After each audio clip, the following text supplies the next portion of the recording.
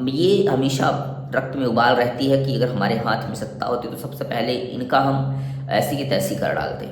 नमस्कार मेरे प्यारे सनातनी साथियों, मैं हर्षित आज आप सभी के बीच में मौजूद हूँ एक बहुत ही महत्वपूर्ण विषय को लेकर के। एक ऐसा विषय जो कि पूरे देश में बड़ी व्यापक तरीके से फैला हुआ है, बड़ी व्यापक तरीके से छाया हुआ है। विषय क्या है, उस विषय में हम बात करेंगे।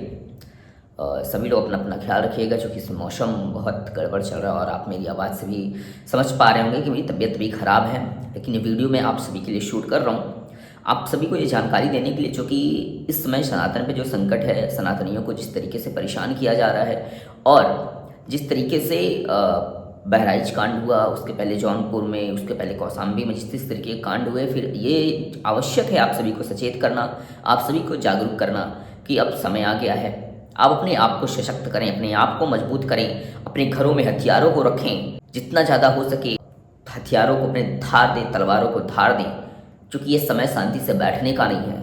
ये समय आज बहराइच में हुआ, हो सकता है कल को आपके क्षेत्र में भी ऐसा कुछ हो जाए जहाँ पे आपको अपनी सुरक्षा के लिए व्यापक इंतजाम करने पड़ेंगे। इन जिहादियों का, इन मुल्लों का, इन दुष्टों का, इन आतताइयों का, इन व्यभिचारियों का, इन पापियों का नाश करना पड़ेगा, वध करना पड़ेगा, इनको मौत के घाट सुलाना पड़ेगा। वरना आप देख रहे हैं समय क्या चल रहा है, किस तरीके से चीज़ें बहुत ही अटपटी तरीके से चल रही हैं। तो साथियों, इस समय ये मुस्लिम चरमपंथिता जिस चरम पे है ना, मुझे नहीं लगता कि आप सभी को बहुत बताने की ज़रूरत है कि क्या कैसे किया जा रहा है, किस प्लानिंग के तहत किया जा रहा है, कौन करवा रहा है, किससे करवा रहा है। क्योंकि ये आज का विषय नहीं है, ये पूरे विश्व में, चाहे वो फ्रांस में हो, चाहे स्वीडन में हो, चाहे ब्रिटेन में हो, चाहे अमेरिका में हो, उसके बाद अपना चाहे हल्द्वानी में हो, चाहे नूह में हो, हरिद्वार में हो, मतलब हर जगह ये चीज़ें, ये जो मुल्लों का है ना, इन मुसलमानों ने जो भी ये अराजकता फैलाई हुई है, इससे कोई भी देश और अपने भारत का मुझे नहीं लगता कि बहुत सारे राज्य ऐसे हैं जो इससे अछूते न रह गए हों। हर जगह इन लोगों ने अपनी ये जो गंदी मानसिकता, हर जगह इसको फैलाने का प्रयास किया। हर जगह ये जो है इस तरीके के कांड करते रहते हैं कि ये हमेशा रक्त में उबाल रहती है कि अगर हमारे हाथ में सत्ता होती तो सबसे पहले इनका हम ऐसी की तैसी कर डालते। और ये समय समय पे ये मुल्ले मौलाना जिस इस तरीके के बयान देते हैं, मुझे लगता है कि यार एक बयान अगर मोहम्मद के ऊपर आ जाता है, एक बयान, तो सरतन से जुदा के नारे लगते हैं। और जब हमारे देवी देवताओं को अपमानित किया जाता है, माता सीता को अपशब्द कहा जाता है, श्री राम को गाली दी जाती है, श्री कृष्ण को अपशब्द बोला जाता है, तब इन मुल्ले मौलानाओं के मुख से कोई शब्द नहीं निकलता। तो बरेली का कोई मौलाना जो है सफाई पेश करने नहीं आता, बल्कि सब सारे मौलाना ये कहने चले जाते हैं कि हमारा जो पंथ है ये किसी भी धर्म का अनादर करना नहीं सिखाता। और तुम ज्ञानवापी में बैठे महादेव को जो है तुम फव्वारा बता देते हो, मतलब तुम्हें शर्म नहीं आती। और अभी हाल फिलहाल में ही एक मौलाना, मैं आपको बताना चाहता हूँ, एक मौलाना, ये आप फोटो देख रहे हैं बगल में, ये मौलाना, ये गाजीपुर की बात है। गाजीपुर का ये मौलाना जो है, देखिए किस तरीके से अपशब्दों का प्रयोग करता है। इसका बयान जरा पढ़िएगा। याद रखना पंडित और हिंदुओं, एक तरफ पाकिस्तान है और दूसरी तरफ बांग्लादेश, तुम्हारे मुल्क में घुसकर तुम्हारी गर्दन काट के कुत्तों को खिला देंगे।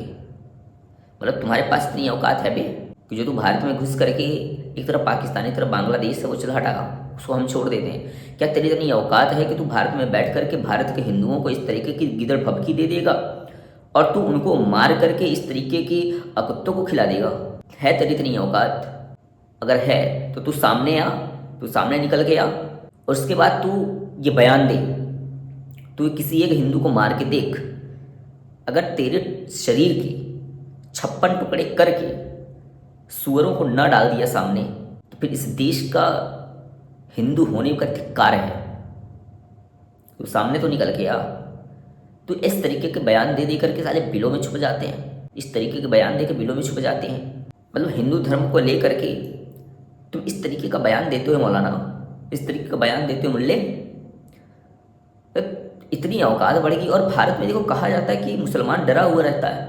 मैं भी हाल फिलहाल में एक वीडियो देख रहा था जिसमें एक लड़का खड़ा होकर कहता है कि हमारी सरकार आएगी तो हम राम मंदिर को गिरा देंगे, जब तक मोदी और योगी हैं फिर हम इनसे डरने वाले नहीं हैं। इनकी होगी कोई अलग सरकारें होंगी, अलग कानून व्यवस्था, लेकिन हम जो है अपनी कानून व्यवस्था माने, हम इनसे डरने वाले नहीं हैं। और बहुत सारे हमारे देश के कुत्तों को लगता है, हमारे देश के चमचों को लगता है कि इस देश का मुसलमान डरा हुआ है। वो बहराइच कांड कर दे रहा है, मुसलमान डरा हुआ है। वो कौशाम्बी में माता दुर्गा की प्रतिमा को लात मार दे रहा, उस पर थूक दे रहा, तो वो डरा हुआ है। कहाँ से सोच लेके आते हो भाई तुम लोग? इस तरीके की घटिया सोच हिंदुस्तान में रह के बोलते हुए तुम लोग को शर्म भी नहीं आती है?